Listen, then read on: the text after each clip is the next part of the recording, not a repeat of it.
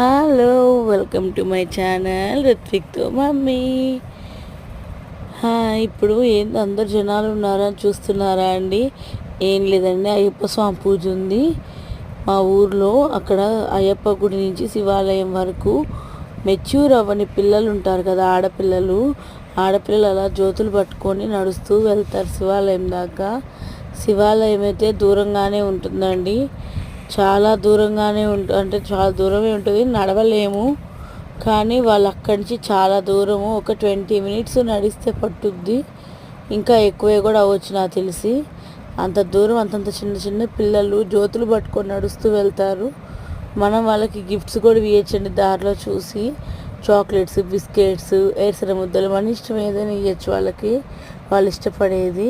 నేనైతే first time చూస్తున్నానండి, నాకైతే వాళ్ళు నచ్చింది. Thanks for watching.